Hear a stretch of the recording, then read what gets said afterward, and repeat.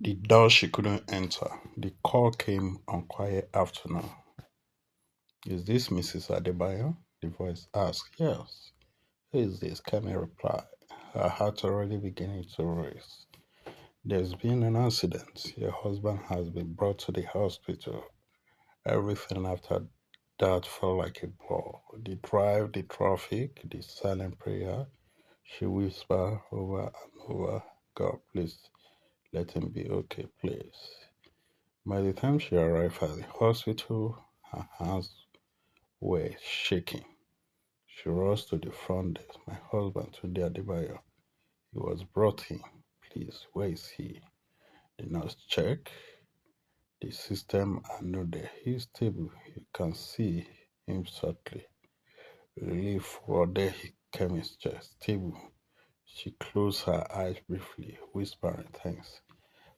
But as she approached the wall, something strange happened.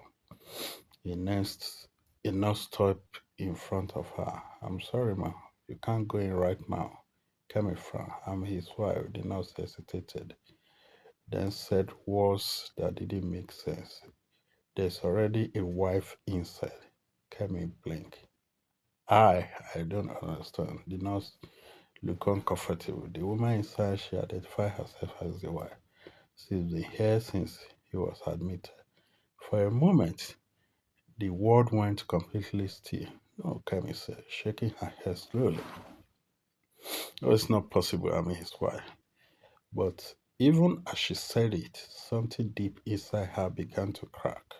A minute later, the door opened and a woman stepped out. She looked worried, tired, like someone who has been crying. Their eyes met, and in that instant, neither of them needed words. They both knew. The hours that followed were heavy with confusion, anger, and disbelief. Kemi sat in the waiting area, her mind racing through years of memory, birthday, family vacation, late night conversation, laughter with their children. Had all had all of it been a lie? The other woman, Mara, sat across from her, equally shaking. I didn't know, Amara said quietly. He told me, he said he wasn't married anymore. Kemi let out a bitter laugh and he told me nothing at all. Two women, one truth, and a man lying unconscious between them. When Tunde finally woke up, he didn't expect to see both of them standing there. The look on the face said everything shock, fear, guilt. No one came out at first. Then Kemi spoke. Who is she? Silence. Today, she said again, her voice breaking. Who is she? He closed his eye. And in that moment, the truth he had hidden for years finally came into light. The days that followed were some of the hardest Kemi had ever known. The betrayal out deep, not just because of the affair, but because of the double life, the lie, the secrecy. It wasn't just about another woman. It was about trust. It was about identity. It was about everything she thought her family was.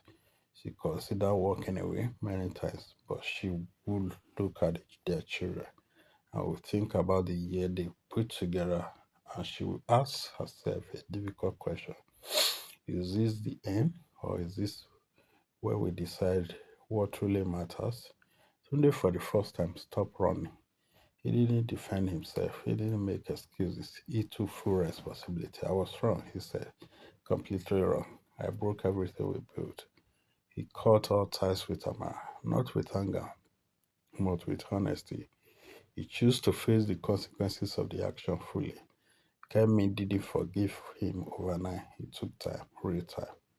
There were tears, long conversations, counseling seasons that forced them both to confront uncomfortable truths. Kemi spoke about the pain of being blindsided or feel replaced without even knowing. Today spoke about the failure.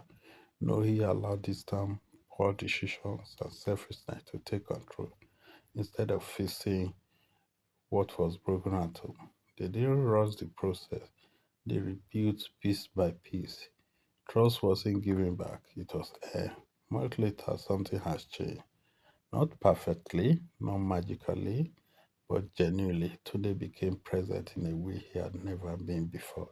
He stood up for his wife, for his children, for his home. Kemido, still healing, began to open her heart, not out of weakness, but out of strength. One evening, they sat together at the dinner table, watching their children laugh and argue over something small. The house felt alive again, not perfect, but real. Tunde reached for her hand. This time she allowed it. You don't deserve what I did, he said quietly. Kemi looked at him, then at their children. No, she replied, but our family deserve what we choose to do next. He nodded.